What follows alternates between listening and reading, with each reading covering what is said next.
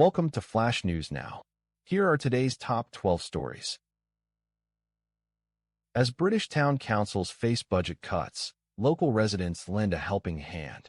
Peeling paint, rundown roundabouts, and shuttered post offices. In recent years, local public services across the United Kingdom have been in steady decline. But in some communities, volunteers have decided to step in, filling the gaps where the state has fallen short. Our France 2 colleagues report from Yorkshire, with France 24's Lauren Bain. Why has Belfast erupted in anti-immigrant violence after a knife attack? Ministers have blamed far-right online agitators for stoking racial tension following a stabbing. Manhunt underway in South Africa after 12 killed in mass shooting in Johannesburg. Another 9 people were injured at an informal settlement in Cleveland late on Tuesday. Pakistan launches deadly air strikes in Afghanistan, reigniting tensions. The fresh strikes come after weeks of relative calm in the restive border region between the two countries. Who pays for a supersized World Cup? The biggest World Cup ever, with 48 teams and 104 matches, is expected to bring a record $13 billion for FIFA. Graham Platner wins Maine primary election. Results and key takeaways. Platner wins in Maine. Republican Nancy Mace loses in South Carolina. Results for Nevada and North Carolina also announced. Manslaughter charges laid over deadly Hong Kong fire. The Wong Fuk court blaze last year was the deadliest that Hong Kong had seen in 70 years, killing 168 people. A 4-year-old's recovery from the trauma of war in Lebanon. 4-year-old Malika was seriously wounded in an Israeli attack that killed her mother. Pakistan renews air strikes on Afghanistan, killing dozens. Pakistan on Wednesday launched deadly air strikes on Afghanistan after a period of relative calm following months of fighting at the beginning of the year. Pakistan's government said 26 militants were killed while Afghan authorities said at least 12 people, including children, died in provinces near the border. Japan's city relieved as bear caught after roaming streets for days.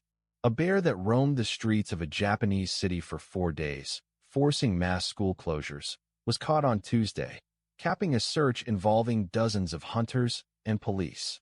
Terrified families in the city of Utsunomiya, north of Tokyo, peered through windows as a search mission that included helicopters tried to track down the animal following multiple sightings, including in a shopping arcade, at a university, and at a wholesale market.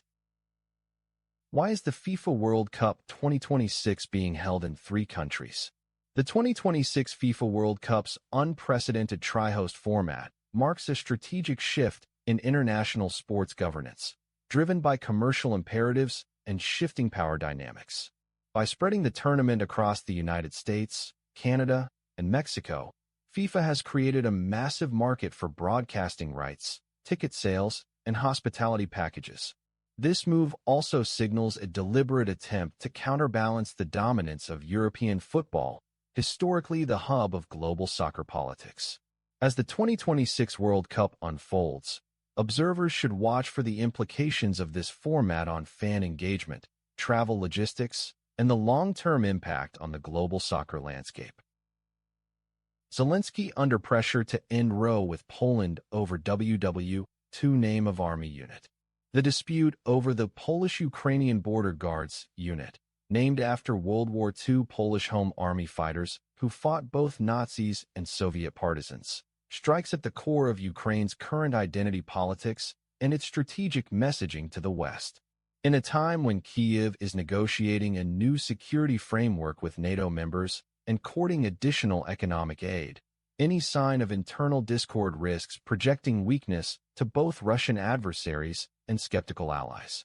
Poland's threat to revoke President Zelensky's state honor signals a growing appetite among some Eastern European governments to rebrand the narrative around historical ties, especially as EU-Polish relations grapple with Russian-influenced narratives of Polish-Russian friendship.